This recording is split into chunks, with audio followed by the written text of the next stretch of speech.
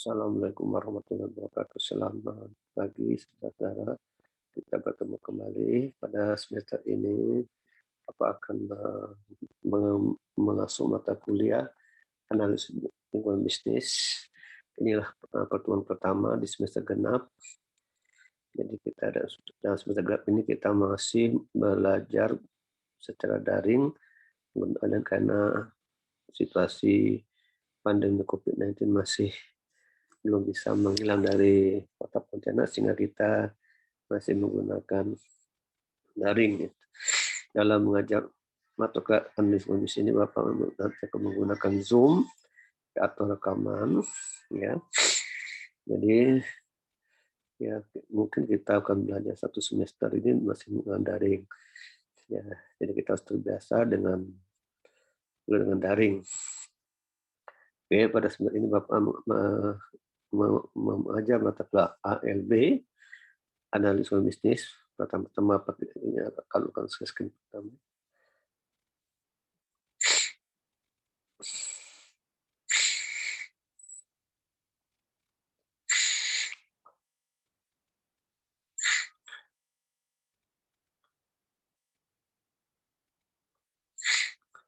Ya, oke di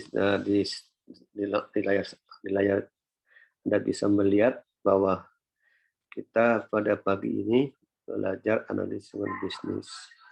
Ada 3 kata analisis lingkungan bisnis ya. Misalnya untuk kelas A1 ini dengan kelas A3, Bapak yang mengajar mata kuliah, Bapak yang mengasuhnya, sedangkan kelas A2, A4, dan C itu Bu Melia Yosita, SMM. Jadi apa itu bisnis? Mengapa kita tuh atau mahasiswa itu perlu mempelajari analisis bisnis? Nah, jadi latar belakang mata kuliah LB ini ada latar belakangnya, ada latar belakang mata kuliah analisis bisnis. Mengapa kita perlu mempelajari ALB? Ya, ada latar belakangnya. Pertama banyak kisah ya, kita telah menyaksikan membaca televisi, membaca surat kabar, majalah dan sebagainya tentang banyak kisah yaitu bangun perusahaan atau koperasi dalam negeri maupun luar negeri atau sedunia ini. Sebelum kemerdekaan ada imperium usaha yang dirintis oleh Oetingham yang bergerak di berbagai bidang usaha, mulai dari perdagangan, pabrik gula hingga farmasi. Imperium usaha ini lenyap, hilang, kecuali usaha pabrik obat yang sekarang dikelola oleh salah satu BUMN. Ya, kenapa banyak jatuh bangun? Kita akan analisis ya. Kita akan menganalisis faktor apa yang mengaruhi perusahaan-perusahaan itu jatuh bangun. Faktor apa yang mempengaruhi perusahaan itu tetap bisa bertahan. Nah itulah maka kita perlu mempelajari bisnis. Kita harus menganalisis dengan bisnis. Yang kedua, banyak korupsi juga bisa membuat suatu usaha itu tidak berjalan lancar, nepotisme di masa Orde Baru juga telah memakan banyak korban tentang kebangkrutan. 4 bank BUMN yang sekarang menjadi bank mandiri ya, pernah pula Pertamina jadi bank membangkrut negeri ini. Jadi dunia perbankan juga menderita kerugian sehingga bangkrut dan akhirnya di merger di satu bank namanya Bank Mandiri. Ya, jadi kenapa kita kupas kenapa bisa demikian? Oleh karena itu mahasiswa itu perlu mempelajari analisis bisnis. Juga di samping kegagalan, kebangkrutan perusahaan, ada juga kisah sukses. 3 pabrik rokok kretek terbesar di tanah air mampu mengungguli raksasa rokok di dunia. Pemiliknya masuk di jajaran orang-orang terkaya di dunia. Kenapa mereka bisa sukses? Ya, kita perlu analisis lingkungan bisnisnya. Kenapa sukses? Di usaha penerbangan kita saksikan Susi Air mampu berekspansi dengan model bisnis terajib. Sebaliknya, Batavia Air tiba-tiba difailkan. Kenapa? Untuk menjawab ini kita perlu mempelajari analisis bisnis. Di mancanegara kita dikagetkan oleh kehancuran salah satu lembaga keuangan terbesar di dunia, Lehman Brothers. Dalam sekejap, masuknya lumat di tengah krisis finansial Amerika Serikat yang memicu krisis financial global pada tahun 2008-2009. Sejumlah perusahaan penerbangan terkemuka juga tinggal nama. Kenapa? Ini kita perlu menganalisis lingkungan bisnis. Kita ketahui bahwa pada awal tahun baru kemarin, pesawat Sriwijaya mengalami kecelakaan. Nah, kenapa? Sehingga itu menyebabkan suatu usaha bisa bangkrut, bisa hancur karena terjadi peristiwa ini. Nah, maka itu kita perlu mempelajari analisa bisnis. Lain lagi dengan kisah Nokia sempat merajai pasar telepon genggam di dunia, termasuk di Indonesia. Tiba-tiba pamornya meredup.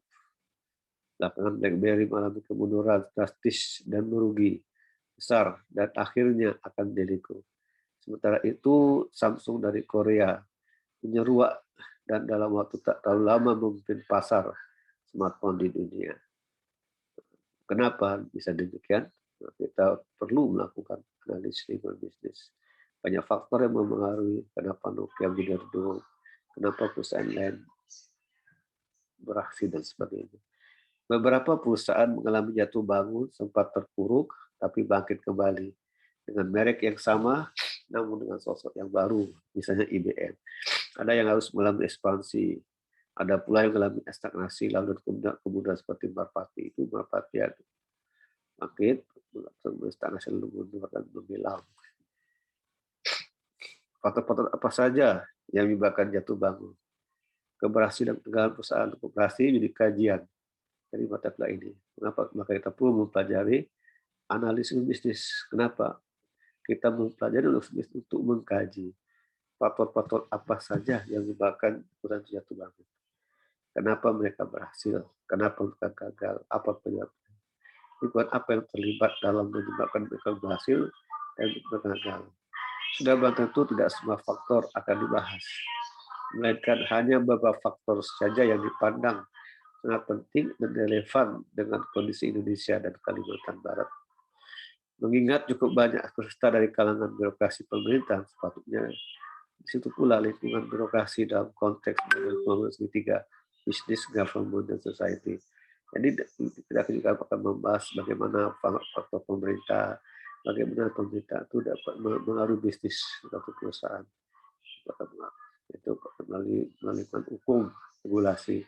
Karena pemerintah itu menetapkan regulasi sehingga bagaimana pemerintah itu dapat mempengaruhi bisnis suatu perusahaan.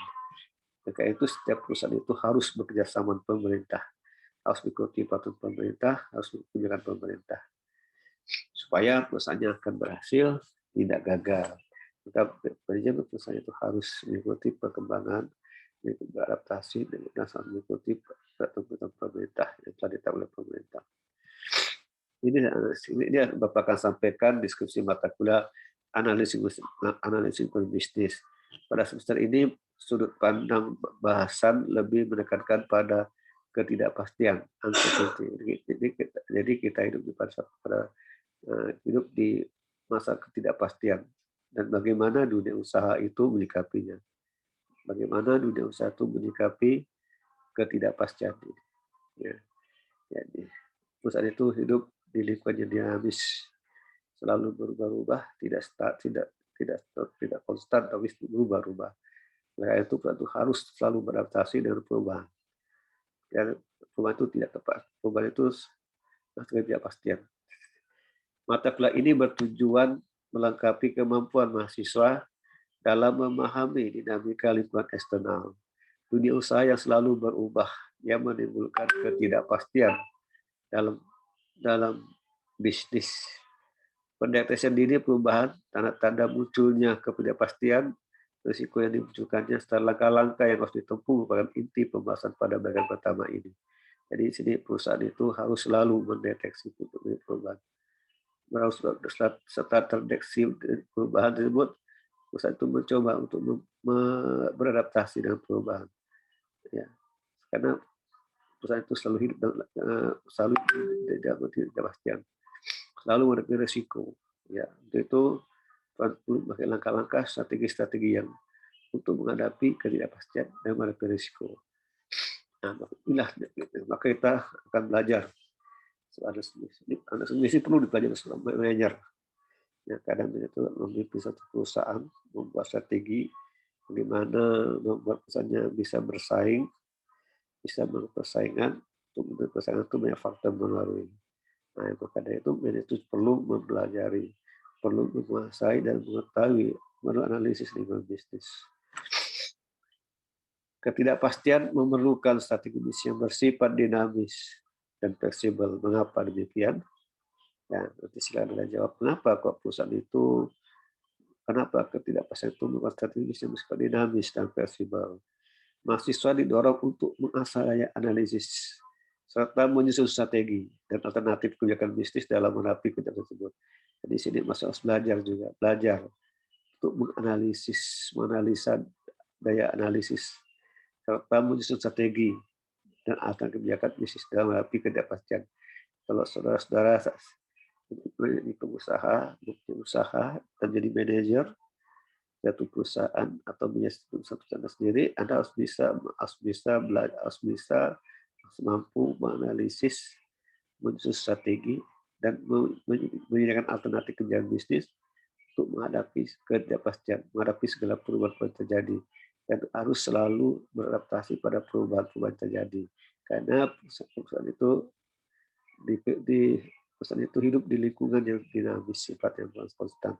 Lingkungan bisnis yang menjadi cakupan pembahasan seperti global, nasional, dan industri.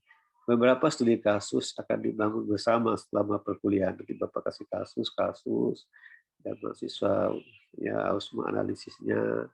Nah, semua kasus Bapak akan menjelaskan teori-teori tentang AMP. Baik kasus keberhasilan maupun kegagalan. Pasti bisa diambil dari surat kabar, bisa dari majalah, atau dari televisi, atau kehidupan sehari-hari, dari YouTube dan sebagainya. Nanti saudara menjawabnya, dan nanti cara menjawabnya Anda melakukan video record dan direkam dan diposting linknya di Google Classroom atau di grup PA. Dari sini diharapkan mahasiswa bisa menerapkan secara padu strategi dan kebijakan perusahaan yang tepat dalam menghadapi ketidakpastian bisnis tersebut. Tujuan mata kuliah ALB, apa sih tujuan mata kuliah analisis bisnis ini? Pertama, ALB ini diajarkan kepada mahasiswa agar mahasiswa memahami lingkungan eksternal yang dihadapi oleh dunia usaha dan memengaruhi kinerja usaha. Jadi lingkungan eksternal itu berpengaruh pada dunia usaha dan memengaruhi kinerja suatu perusahaan. Dengan pemahaman yang baik, ya diharapkan mahasiswa mampu mengantisipasi faktor-faktor eksternal yang setiap saat dihadapi dan mengalami perubahan. Ya, jadi kita di sini dengan memahami secara baik itu diharapkan mahasiswa kita yang belajar mampu mengantisipasi faktor-faktor eksternal. Kenapa? Karena faktor-faktor eksternal inilah yang akan berpengaruh sangat signifikan terhadap bisnis. Kita akan belajar apa saja sih yang masuk faktor eksternal tersebut. Bahwa kita akan belajar, kita akan mempelajari di bab-bab berikutnya. Ya, jadi kita eksternal karena faktor eksternal ini juga sering mengalami perubahan sehingga kita bersiap-siap untuk hal ini supaya tidak kaget. Ya. Dengan begitu kita bisa meminimalisasikan dampak negatif dan mengoptimalkan peluang yang tercipta dari perubahan lingkungan eksternal tersebut. Lebih jauh kita mempersiapkan diri untuk menciptakan masa depan. Tidak hanya sekadar masih, tapi kita mempersiapkan diri untuk menciptakan masa depan. Bagaimana cara masa depan yang mencari peluang. Dengan mempersiapkan diri, ya, dengan memahami lingkungan eksternal, faktor eksternal yang berubah dan sifatnya dinamis. Oke, cakupan pembahasan ini untuk ALB adalah pertama, faktor ketidakpastian, uncertainty. Ini dimensinya sumber-sumber serta sumber-sumber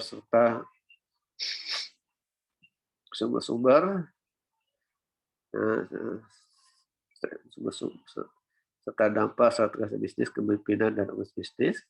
Yang kedua, analisis bisnis dengan cakupan global dan regional, posisi Indonesia di kancah mundial, dampak globalisasi, ya, dan organisasi, Asian Community, APEC, dan lain-lain, serta posisi khas Kalimantan Barat yang berbatasan dekat langsung dengan Malaysia, lingkungan nasional, ekonomi politik, dan lingkungan industri.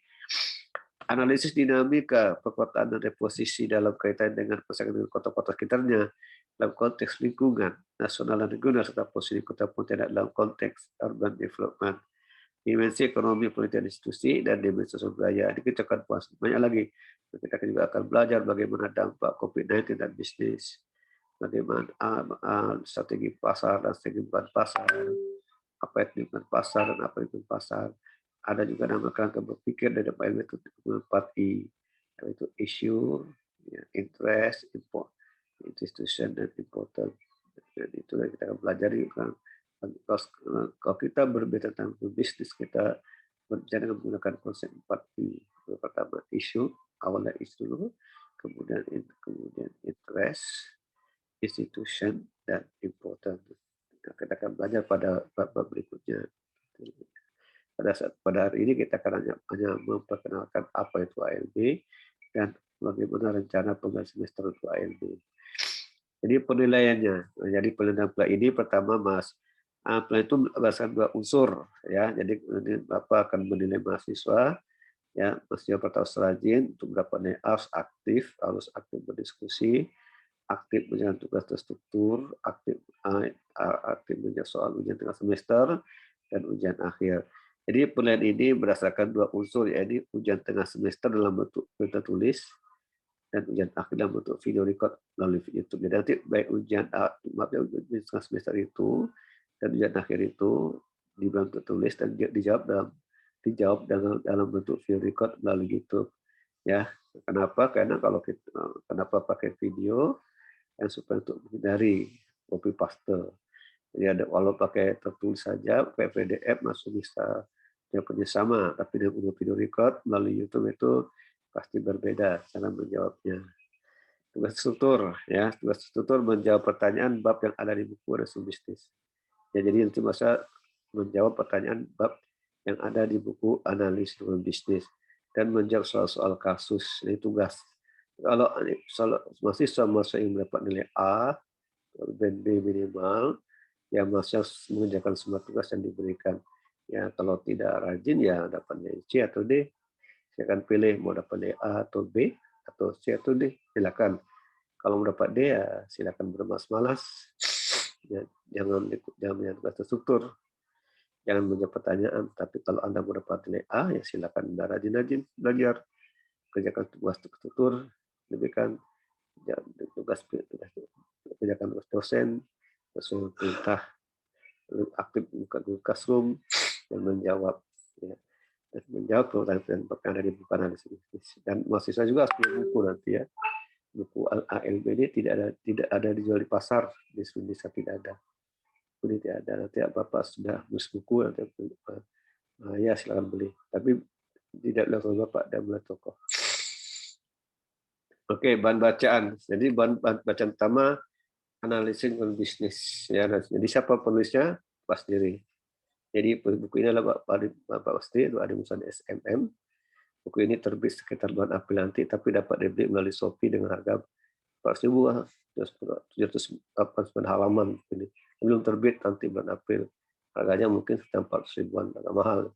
Tapi kalau bilang dari penulis, tapi belum jilid, cukup mentransfer sebesar Rp50.000 ke bawah ini. Sekarang baca itu ke Bapak silakan 759 34 BNI 46 ya, dan atas nama Bapak masa boleh beli dan boleh tidak beli, silakan.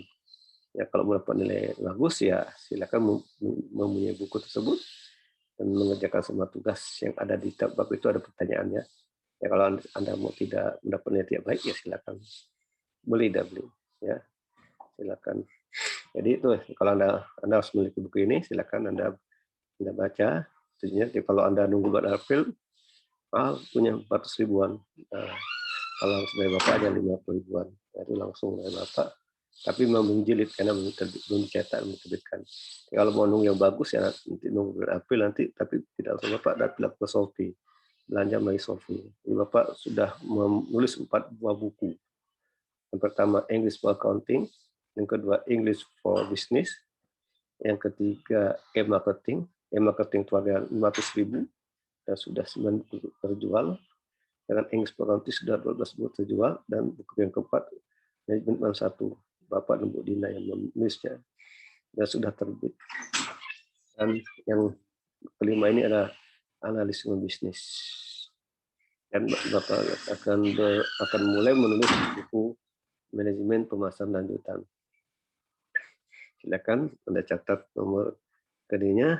Silakan, karena minggu depan sudah mulai punya tugas, Anda langsung bisa memiliki buku tersebut, tapi belum dijilid, masih dalam bentuk draft, tapi sudah lengkap. Buku ini mempunyai 785 halaman. Tapi kalau Anda mau menunggu terbit, silakan bulan April nanti, tapi dengan harga 400 ribuan. Anda bandingkan mana lebih murah, apakah pakai buku yang sudah jadi diterbitkan nanti 400 ribu atau pakai draft isinya sama, cuma tidak ada covernya, hanya 50 ribu saja. Ya, silakan. Anda beli, tidak beli itu Anda, tapi Pak tidak maksa. Kalau mau maju, mau pintar, mau ilmu ya silakan beli. Kalau tidak mau pintar ya tidak apa-apa, jangan beli. Oke, ini bacaan tambahan, silakan baca sendiri di pasar kalau ada, ya silakan. Atau kalau Anda bisa dapat buku ALB di pasar, silakan lapor ke Bapak. Mau dapat bukunya ALB ya, analisis bisnis. Dan cari di Gramedia, cari di toko buku Menara atau sebagainya. Kalau saudara sudah dapat buku tersebut, silakan beritahu Bapak bahwa Anda sudah dapat buku ALB. Tidak ada di Indonesia, ada di Singapura dan berbahasa Inggris. Ini buku-bukunya berbahasa Inggris semuanya. Ya, maka Bapak berusaha menulis buku ALB supaya banyak mahasiswa bisa mempelajari analisis bisnis. Karena ALB itu sangat penting dipelajari, karena sangat penting bagi pengusaha untuk menganalisis bisnis. Karena bisnis itu selalu dipengaruhi lingkungan. Maka setiap pengusaha itu harus bisa menganalisis lingkungan. Nah, ini dalam satu semester kita akan belajar ini bab-bab yang kita akan pelajari. Memang buku ALB tidak ada di Indonesia, sehingga itu pakai bahasa Inggris. Tapi di buku yang Bapak tulis itu berbahasa Indonesia. Ya. Tapi kalau Anda tidak beli, tidak apa-apa. Tapi nanti Anda harus bisa ya menerjemahkan mati dalam bahasa Inggris semuanya, Anda terjemahkan pakai bahasa Indonesia. Kalau buku Bapak itu dalam bahasa Indonesia. Pertama, bab 1 ini, chapter 1 itu market and non-market environment. Di dalam ALB ini kita akan belajar apa itu lingkungan pasar, apa itu lingkungan bukan pasar. Pengusaha harus tahu itu apa lingkungan pasar dan apa lingkungan bukan pasar. Nah, ya. Jadi apa lingkungan perusahaan. Jadi proyek itu dipakai lingkungan. Ya, jadi kalau Anda berbisnis itu juga harus memperhatikan lingkungan. Kita akan belajar nanti dalam bab 1 ini tentang lingkungan perusahaan.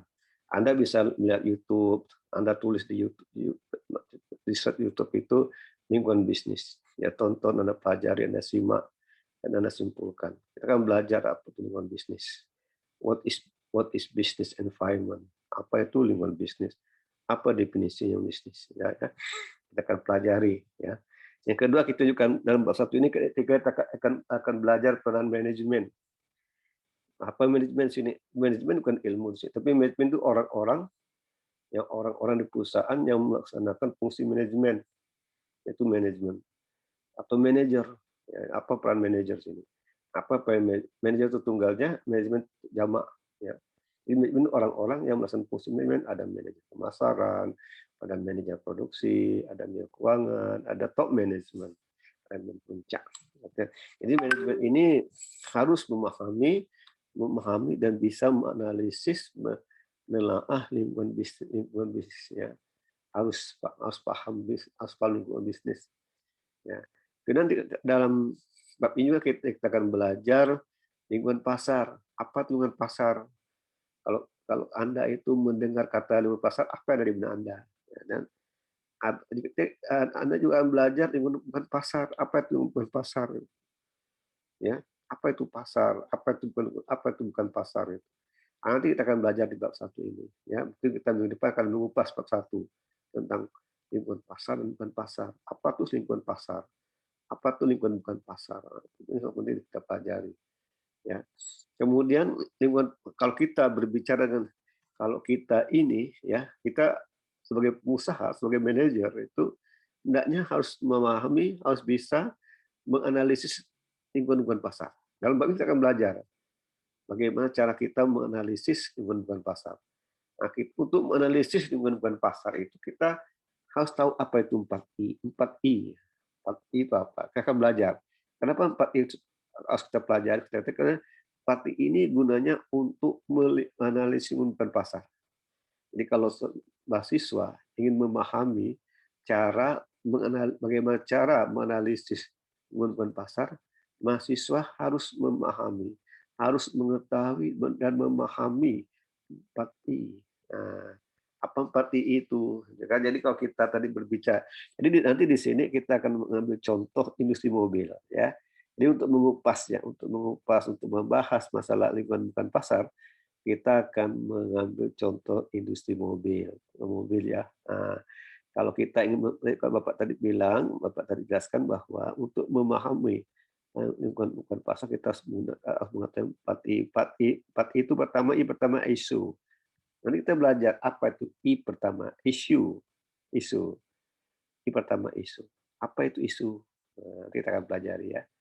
Menarik belajar ini. Jadi kalau Anda mau ALB ini, kalau Anda menguasai ALB itu Anda harus rajin membaca surat kabar, majalah, menonton televisi, ya, memperhatikan lingkungan sekitar Anda, apa yang terjadi, mengamati, itu masuk isu, apa isu yang terjadi, misalnya itu, yaitu isu. Jadi lingkungan masyarakat itu bermula dari adanya isu, ya isu dulu. Ada isu itu kita apa itu intes. Nah, apa itu intes itu? Nanti kan belajar apa itu intes. Yang orang pihak yang berkepentingan, bukan minat. Orang yang berkepentingan, apa yang berkepentingan, siapa-siapa yang berkepentingan dengan isu ini, gitu kan? Itu interest, ya kan? Interest kan kita akan pelajari. Habis interest kita akan belajar tentang institution, lembaga yang terlibat dalam isu itu. Ya, lembaga apa yang terlibat dalam menangani tersebut. Nah, itu nanti ada pemerintah, ada pengadilan, ada BPOM, ada MUI dan sebagainya, ada perusahaan, ada masyarakat, itu ada institusi. Dan informasi bagaimana pendapat Anda tentang isu tersebut. Nah ini, jadi kita akan belajar nanti, kita akan pelajari part ini secara detail dengan contoh industri mobil. Ya, kita akan industri mobil apa? Jadi bagaimana lingkungan perusahaan mobil, apa peran manajemen perusahaan mobil dalam bisnis, bagaimana lingkungan pasar industri mobil, bagaimana lingkungan pasar industri mobil. Nah, kita analisis dengan menggunakan 4I tersebut. Kemudian kita juga akan belajar tentang change in the market environment. Kita juga dalam satu ini dalam ALB ini akan mempelajari perubahan dalam lingkungan pasar. Jadi lingkungan pasar juga berubah-ubah, tidak tetap, berubah, tidak pasti. Ya, kebijakan pemerintah itu berubah-ubah. Peraturan pemerintah bisa berubah, tidak tetap. Ya, peraturan itu bisa berubah 6 bulan sekali, setahun sekali, atau setiap saat berubah. Dengan berubahnya peraturan itu akan berpengaruh pada bisnis Anda. Jadi kita harus bersiap diri terhadap perubahan, harus beradaptasi, ya kan? Karena change itu, ya change itu bisa memperbaiki bisnis, ya bisa memperbaiki kinerja perusahaan, maka itu bisa diri. Ya, kita harus mengantisipasi, setelah itu kita antisipasi perubahan, itu ya. Kita selalu mengantisipasi segala perubahan yang terjadi. Itu change. Jadi kita akan belajar ini, kita akan belajar tentang bagaimana cara menghadapi perubahan, bagaimana mengatasi perubahan dalam lingkungan pasar. Kemudian kita juga akan belajar tentang siklus hidup isu, bukan pasar. Jadi isu punya isu bukan masuk punya siklus hidup. Kita akan belajar siklus hidup isu bukan pasar. Kita belajar ya. Kemudian kita ada ringkasannya, summary. Coba kita ada ringkasannya, ada kesimpulannya, ada kasus. Nah, di sini ada kasus, ada jawab nanti. Jawab kasus ini, tapi nanti buku Bapak itu sudah berbahasa Indonesia. Anda jawab pertanyaannya, Anda menjawabnya dengan menggunakan video recording pakai YouTube ya. Anda pakai video recording pakai YouTube dan posting di grup WA atau di Google Classroom ya. Cara jawabnya. Bapak tidak mau Anda menjawab kayak tertulis. Anda bisa copy paste, minta teman yang sudah kirim, nanti tinggal ganti nama itu dia. Bapak dengan YouTube ya, pakai video record pakai YouTube. Kemudian bab 2 kita akan belajar namanya integrated strategy. Nah, integrated strategy itu strategi terintegrasi, terpadu, ya kan? Terpadu di sini kita strategi kalau Anda seorang manajer, Anda harus tahu, harus memahami, harus bisa menetapkan strategi pasar dan strategi bukan pasar itu dipadukan, diintegrasikan. Jadi sebabnya itu harus memahami, mengetahui strategi pasar dan strategi bukan pasar, market strategy and non market strategy. Kedua strategi ini dipadukan, maka buat integrated strategy. Kita akan belajar nanti bab 2, ya kan, bab 2. Di medianya pakai Zoom, kita Bapak banyak diskusi. Nanti mungkin minggu depan udah pakai Zoom meeting ya, Bapak kasih pertanyaannya, Anda cek jawabannya di buku, dan di kelas kita tinggal diskusi, tanya jawab. Jadi saudara yang lebih aktif berbicara, dosen hanya jadi fasilitator ya, pendengar, dia banyak belajar tuh mahasiswa juga pintar. Nah, dari sini kita juga akan belajar bagaimana strategi di lingkungan pasar. Kita akan belajar juga pentingnya strategi lingkungan pasar. Kita akan mempelajari persaingan, kompetisi, dan perubahan di dalam lingkungan pasar. Kita juga akan pelajari strategi dan siklus hidup isu bukan pasar, dan strategi dan perbatasan borders ya. Jadi strategi nanti kita contoh strategi itu Google dan lelangan ya, lelang spektrum, dan ini contohnya. Kemudian kita akan belajar tentang positioning non market. Jadi position bukan pasar. Nah contohnya non market positioning and market strategi. Ada namanya positioning space. Kita akan belajar juga the values of positioning. Ada non market capabilities dan reputation. Nah, ini kita belajar semua dalam bab 2 ya. Ini cukup akan terpelajari bab ini strategi integrasi. Jadi sebagai usaha nanti Anda terus harus memahami strategi integrasi. Apa itu strategi integrasi? Apa cakupannya? Apa yang kita pelajari dalam strategi ini? Nanti Anda dapat dalam nilai nyata jika nanti punya usaha. Nah, bab 3 kita akan belajar tentang media berita dan isu-isu bukan pasar. Jadi media berita itu beraneka ragam, surat kabar, televisi, radio, Facebook, LinkedIn, Twitter, Instagram, majalah, itu semua media berita. Jadi sangat penting itu. Jadi perusahaan itu harus bisa bekerjasama dengan media berita. Media berita bisa membuat citra perusahaan menjadi baik, juga sebaliknya. Jadi itu media berita. Dan isu-isu bukan pasar. Jadi kita akan belajar dalam 3 ini. Pertama, peran media berita di isu bukan pasar. Ya, apa ya? Jadi media berita itu memberitakan, ya, membuat berita, melakukan berita-berita tentang perusahaan. Ya, kalau yang dilakukan positif, yang diskusi bagus. Kalau yang oleh media berita negatif, ya tidak bagus. Jadi media berita berpengaruh pada bisnis Anda. Maka dari itu perusahaan itu harus bisa bekerja sama dengan media berita. Ya, jadi kita belajar bagaimana apa itu peran media berita dalam isu bukan pasar, ya kan? Ya, bagaimana pesan, bagaimana menafsirkannya, kan? Itu. Kita juga akan belajar nanti teori-teori cakupan media berita itu apa, bagaimana perlakuannya gimana, gitu kan? Kita akan belajar dalam bab ini, bab 3. Kita akan belajar tentang teori cakupan media berita, ya. Cakupan media berita itu apa saja. Nanti kita ada audiens, kan? Ada yang dengar, ya kan? Masyarakat, bagaimana arti berita bagi masyarakat. Kalau ada media berita memberitakan pesan Anda mengalami masalah, bagaimana pendapat masyarakat. Dan itu tentunya akan berpengaruh pada bisnis Anda, kerja perusahaan berpengaruh. Ya, andai kata berita itu bersifat negatif, ya, gitu. Ya, kalau jika Anda membaca surat kabar, berita itu berita itu berpengaruh dibaca oleh semua orang. Kita akan kupas ini dalam bab 3 tentang media berita. Kenapa perusahaan itu harus bekerjasama dengan media berita? Kan gitu. Para artis-artis itu terkenal kan juga karena media berita. Tanpa media berita kan mereka tidak terkenal. Televisi disiarkan langsung, ya apa kegiatannya, prestasinya, sehingga media berita itu membuat artis itu menciptakan citra yang positif, yang baik. Dia disukai oleh masyarakat, ya, ada yang benci, yang disukai karena media berita. Bagaimana sifat media berita itu, ya, bagaimana sifatnya, gimana, ciri tidak bagaimana, Bagaimana perusahaan itu harus beradaptasi dengan media berita, itu ada teorinya. Nanti kita akan belajar dalam bab 3 ini, the news media and non-market issues. Kemudian di bab 4 ini kita akan belajar tentang politik privat, ya, dan tekanan sosial. Jadi nanti Anda dalam di situ selalu berkaitan dengan masyarakat.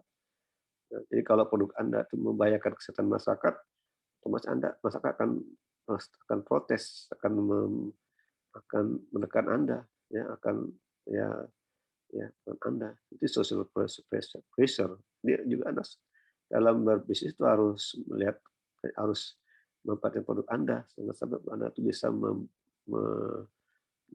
membahayakan penggunanya masyarakat. Jadi itu Anda akan menghadapi social pressure. Jangan sampai Anda buka usaha merusak lingkungan, sehingga dengan lingkungan yang rusak itu membuat banyak orang sakit. Itu jadi Anda akan marah dan masyarakat menuntut supaya perusahaan yang ditutup. Itu social pressure. Dan maka Anda juga sebagai perusahaan bisa berpolitik, private politik. Jadi kita belajar di sini tentang private politik privat, dan tekanan sosial. Di sini kita akan belajar nanti apa itu politik privat, apa itu lingkungan pasar, bagaimana evolusi dari politik privat. Kita akan belajar di sini. Ini hukum ini, ya, bagaimana menghadapi politik privat ini. Jadi perusahaan juga banyak sebuah politik, ya, harus bisa berpolitik dan harus bisa menghadapi tekanan sosial. Pasti itu kalau jika Anda punya usaha, pasti Anda akan menghadapi namanya social pressure. Ya, untuk mencarinya, maka hati-hati dalam membuat produk terus ramah lingkungan, dan sampai merusak lingkungan. Ya, sehingga timbul isu negatif dan media berita, sehingga membuat usaha itu mempunyai namanya cerita yang negatif bagi masyarakat.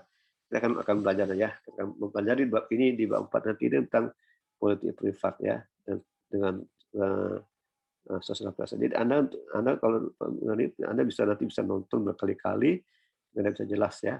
Tidak perlu catat, karena Bapak rekam ke YouTube, Anda bisa buka berkali-kali, tonton berkali-kali apa isi dari materi ini. Kemudian bab 5 itu kita akan melakukan crisis management, krisis, ya. Bagaimana kalau Anda sebagai pengusaha, manajer itu mengelola krisis. Kalau Anda mengalami krisis, Anda harus bisa mengelolanya, ya. Kalau kita bicara manajemen itu 4, ada planning, organizing, ada planning, ada controlling. Bagaimana mengelola krisis? Apa bedanya sih? Apa bedanya manajemen krisis dengan krisis manajemen? Nah, itu ada bedanya. Ini PR, ya. Anda cari jawabannya untuk minggu depan. Apa bedanya antara manajemen krisis dan krisis manajemen? Apa bedanya? Ya, kita akan belajar, ya. Kita akan pelajari dalam bab 5 ini tentang manajemen krisis, ya. Bagaimana mengelola krisis? Krisis itu dikelola, ya kan? Kalau Anda menghadapi krisis keuangan, ya, Anda harus mengelola. Bagaimana mengelola krisis supaya krisis itu hilang. Nah, kita akan belajar untuk mengelola krisis itu, kita perlu mempelajari sifat-sifat dan sebab-sebab krisis. Kenapa timbulnya krisis? Bagaimana supaya krisis tersebut? Kita paham dulu. Untuk menghadapi krisis, untuk menyelesaikan krisis, kita tahu sifat krisis gimana, the nature of the crisis, dan apa penyebab krisis, mengapa krisis timbul, apa penyebabnya. Kita tahu bagaimana pola-pola pengembangan krisis. Jadi krisis perlu dikembangkan. Bagaimana pola perkembangan krisis itu? Jadi krisis bisa berkembang, ya. Bisa berkurang, bisa berkembang krisis itu. Nah, kalau berkembang itu bagaimana polanya? Bagaimana pola perkembangan krisis itu? Kenapa krisis berkembang itu? Apa polanya? Kita harus tahu polanya gitu. Nah, kita akan ini contoh PepsiCo, ya. Ada contohnya PepsiCo. Ya, apa komponen dari program manajemen krisis, ya. Jadi ada programnya tuh, ya. Jadi program-program bagaimana cara mengelola krisis, ada programnya. Rencana-rencana yang dibuat tuh ada, ya. Nah, ada yang avoid dan menghindari. Ada orang yang menghindari krisis, tidak mau krisis, hindari, tidak mau. Ada yang siap untuk ada krisis, sudah siap untuk krisis. Ada orang yang tidak menghindari, tidak mulai krisis, takut dia, hindari, gitu kan? Itu avoidant. Saya akan belajar apa itu avoidant. Ada juga pengusaha yang siap untuk ada krisis. Ada juga yang menganalisis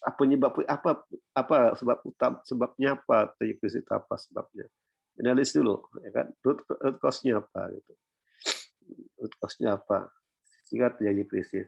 Dan ada respon, ada yang respon dari krisis, respon, ada mencari solusi krisis tersebut. Jadi ini namanya komponen, ya, komponen dari suatu program dari krisis. Ada avoidance, ada preparedness, ada root cause analysis, ada respon, ada resolution. Nah, dan dikasih setiap bab ini ada kasusnya, ya. Nah, ini Anda pelajari. Anda silakan cari buku di mana-mana, silakan ketemu, silakan ya bilang ke Bapak. Nah, ini hati-hati cari. Jadi kan sekali lagi Bapak tekankan untuk belajar ALB ini Anda harus rajin baca surat kabar ya, baca majalah, nonton TV, dan harus bisa mengamati lingkungan sekitar Anda, apa yang terjadi di sekitar Anda itu. Ya ALB, manajemen bisnis. Nah, bab 6 kita akan belajar tentang analisis hubungan pasar untuk bisnis. Ya, jadi pengusaha itu harus menganalisis hubungan pasar. Ya. Kita akan belajar nanti non market respon bisnis.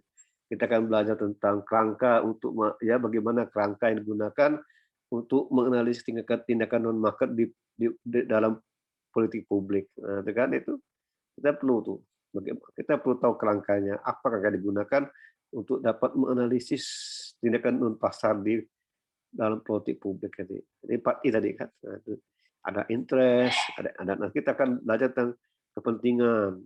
Interest itu kepentingan, ada kelompok berkepentingan, kan? Nah, ini kita contohnya kita nanti lebih detail ya pertemuan berikutnya ya. Ini Bapak masih baca apa nih? Guys, besar saja. Jumlah aksi bukan pasar, jumlah tindakan bukan pasar ya. Jumlah tindakan pasar, jumlah tuntutan tindakan bukan pasar.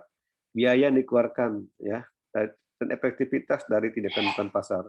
Dan ini sifat dari persaingan politik. Nah, ini kita contohnya Boeing, pesawat biaya, kan? Nah, dengan jatuhnya pesawat itu juga bisa menimbulkan namanya tindakan bukan pasar, kan? Dan itu berpengaruh pada bisnis, akan pasar. Ya. Kemudian bab 7 kita akan belajar strategi bukan pasar untuk pemerintah. Ini di sektor pemerintah. Ya, pemerintah itu termasuk dalam satu lingkungan bukan pasar ya. Jadi kita akan belajar bagaimana tindakan non pasar yang bertanggung jawab. Ya, kita nanti kadang-kadang kita tuh dalam mendapat kritikan dari masyarakat ya. Nah, kenapa masyarakat mengkritik? Karena produknya tuh tidak bagus, ya, produknya cepat rusak, cepat basi, atau produknya tidak ramah lingkungan. Itu bisa mendatangkan kritik ya dari tindakan perusahaan yang disebut itu tindakan bukan pasar namanya. Jadi tindakan perusahaan itu yang dapat menimbulkan tekanan sosial, ya, dapat menimbulkan kerugian masyarakat. Nah, itu dan tidak mengikuti aturan pemerintah, maka itu bisa menimbulkan namanya tindakan bukan pasar. Ya, dan tindakan bukan pasar itu akan dapat menimbulkan perusahaan sendiri. Maka itu perlulah perusahaan itu merumuskan namanya strategi bukan pasar. Namanya non-market strategi formulation. Jadi apalagi kalau dalam persaingan yang sangat ketat ini, ada perusahaan yang nakal yang menjatuhkan lawannya dengan memfitnah dan sebagainya, itu bisa menimbulkan tindakan bukan pasar bagi masyarakat sehingga masyarakat tidak membeli produknya karena faktor persaingan itu bisa. Kita maka manajer tuh di sini ada juga manajer non market strategi. Artinya apa? Jadi manajer itu harus paham, harus memahami apa itu strategi bukan pasar. Jadi sini jangan hanya memahami segi pasarnya, bagaimana cari mendapat keuntungan, bagaimana melakukan promosi, bagaimana cara menjual produk, itu kan segi pasar. Tapi juga manajer itu harus tahu tentang strategi bukan pasar, bagaimana menghadapi LSM, bagaimana menghadapi media berita, bagaimana menghadapi tekanan sosial, bagaimana menghadapi politik, bagaimana dan sebagainya, itu harus tahu. Jadi itu strategi bukan pasar. Ya, jadi saya itu juga understanding outcome, akibatnya apa, hasilnya apa, gitu kan. Jadi ada juga strategi non market generic. Jadi kita akan belajar nanti itu ya. Kita akan juga belajar namanya generic non market strategi. Strategi non market generic. Yang akan pelajari. Nah, kemudian juga kita akan ada institusi apa yang terlibat dalam tindakan pasar itu. kepentingan dan ada plan strategi ya. Itu kan pelajari ya. Ya, apa tanggung jawab institusi terhadap tindakan bukan pasar itu, apa kepentingannya gitu kan. Nah, kita akan pelajari bab 7 ini strategi bukan pasar untuk arena pemerintah. Bab 8 kita melaksanakan strategi bukan pasar. Sudah kita buat strategi bukan pasar, kita laksanakan. Jadi nama manajer itu harus pandai melobi. Ya, pandai melobi ya. Bagaimana cara melobi, sifat melobi itu gimana, bagaimana informasi teknis politisnya, kredibilitasnya ya, relevansi informasi. Ini Anda sebagai pengusaha itu harus bisa melobi. Kalau tidak pandai melobi ya sulit untuk berbisnis. Era persaingan keras sekali harus bisa melobi pemerintah, melobi ya tadi itu yang melobi ya media berita dan sebagainya, itu melobi mendekati itu. Jadi harus bisa akses, bisa bargaining, punya waktu dan fokus ya kan. Jadi kita harus itu ya, itu melaksanakan strategi bukan pasar. Kita akan belajar ini ya. Kita akan belajar contoh-contoh tadi perusahaan mobil ya, industri mobil dan sebagainya. Nah, ini kita juga belajar antitrust, ekonomi, hukum, dan ini semua lingkungan eksternal ya. Jadi kayak antitrust ekonomi itu lingkungan eksternal, law itu lingkungan eksternal, politik lingkungan eksternal ya. Lingkungan eksternal itu berpengaruh pada bisnis Anda ya. Dan law, ekonomi dan politik ini dinamis, berubah-ubah, tidak pasti. Dan perusahaan itu harus bersiap diri untuk menghadapi perubahan dan berantasnya perubahan ini, ya kan? Ada undang-undang, ada kan pemerintah membuat namanya omnibus law. Nah, itu bagaimana pengaruh omnibus law terhadap bisnis Anda gitu kan? Itu ada pengaruh positif, ada pengaruh negatif, ya. Bisa analisis tuh ada pengaruh nggak omnibus law terhadap bisnis Anda. Itu namanya itu law and politik ya. Ini pengusaha terus bisa berpolitik, harus harus harus harus beraturan dengan pemerintah, law ya. Ini juga eksternal berpengaruh kan. Kalau Anda sebagai pengusaha tidak ikuti peraturan pemerintah ya susah Anda berbisnis ya, tidak nyaman berbisnisnya, ada gangguan gitu. Ya, maka kita harus pandai melobi ya, melobi pemerintah, mendekati pemerintah, bersama ya dan sebagainya. Kita akan belajar nanti di bab 9 tentang ini, tentang antitrust ekonomi, law and politics. Dan tiga ini, ekonomi, law and politics, merupakan lingkungan eksternal ya, yang berpengaruh pada perusahaan.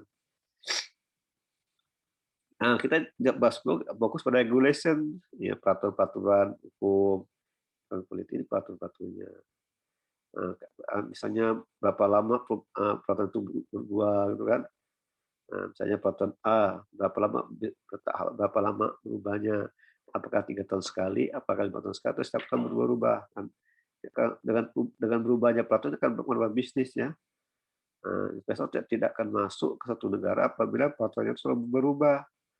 Ya, jadi pemerintah yang selalu berubah peraturan karena akan menghambat investor untuk masuk. Investor akan masuk ke satu negara apabila pemerintahnya tidak sering melakukan perubahan peraturan. Nah, itu ya peraturan itu. Ini ada anti monopoli dan sebagainya. Dia pelajaran kita pelajari tentang apa tuh market imperfectional, natural monopoly, externalities, public good, asymmetric information, kan, moral hazard. Nah, ini akan pelajari regulation, law, economy, and politics. Kemudian financial market, pasar keuangan dan perbankan, pasar modal, kan, lagi dengan apa di foreign exchange, kan, alas dan sebagainya itu kan, dan aturannya gimana gitu kan. Nah, ini bagaimana sistem perbankannya, gimana, bagaimana risk keuangan, kalau terjadi keseimbangan apa pada bisnis Anda gitu kan. Nah, ini kita pelajari dalam bab 11 pasar keuangan dan peraturannya. Dan ini juga masuk di kita eksternal akan berpengaruh pada bisnis Anda. Maka Anda harus belajar ini, harus membaca ya, harus bersiap-siap diri untuk menghadapi segala perubahan lingkungan eksternal. Karena pasar keuangan ini kan selalu berubah-ubah ya, apa juga berubah-ubah dan sebagainya. Kemudian chapter 12 ini lingkungan, manajemen lingkungan. Ini harus dikelola, ya. manajemen lingkungan dan keberlanjutannya sustainability. Dikelola lingkungan bekas management. Jadi bagaimana lingkungannya, tujuannya apa tindakannya, bagaimana kalau iklim selalu berubah kan, bagaimana perubahan iklim terpengaruh terhadap bisnis Anda gitu kan, bagaimana kebijakan lingkungan terhadap bisnis Anda, bagaimana tetapnya. Nah, akan kita pelajari nanti dalam bab ini, bagaimana kita melola lingkungan. Ini harus kita kelola ya. Kalau kita tidak bisa menerima akan berpengaruh pada bisnis Anda. Nah, jadi nanti kita juga akan belajar tentang bagaimana dampak virus corona terhadap bisnis Anda. Ya, bagaimana dampak virus corona terhadap bisnis Anda. Nah, kita ya, ini kata pelajari ya. Nah, inilah yang kita akan pelajari. Kita akan pelajari semester ini. Ya, jadi kita akan belajar analisis bisnis. Jadi ALB itu kata analisis lingkungan bisnis. Apa itu bisnis? Ya, apa itu bisnis? Bisnis itu adalah perusahaan, ya perusahaan yang menyediakan barang dan jasa untuk dijual untuk memenuhi kebutuhan masyarakat, ya kan, itu bisnis. Yang tujuannya untuk mencari keuntungan profit dan yang tidak ada non profit. Nah, jadi dalam bisnis itu perusahaan itu harus tidak terlepas dari lingkungan. Jadi tidak bisa hidup sendiri, ya perlu orang lain, perlu lingkungan. Perusahaan itu lingkungan. Ada lingkungan internal, ada eksternal dan sebagainya. Kita sebagai harus perlu menganalisis bisnis. Itulah kita pelajari ALB. Sebagai tugas pertama, setelah Anda nonton video ini, Anda silakan menjawab. Ada Bapak setelah Anda nonton video ini, apa yang Anda dapatkan dari penjelasan Bapak? Jika Anda mendengar kata analisis bisnis, kira-kira apa yang ada di benak Anda? Yang ketiga, mengapa perusahaan itu perlu mempelajari dan menganalisis dengan bisnis? Silakan Anda jawab minimal 500 kata dan jawab dengan video record. Oke, sekian. Sampai jumpa minggu depan. Assalamualaikum warahmatullahi wabarakatuh.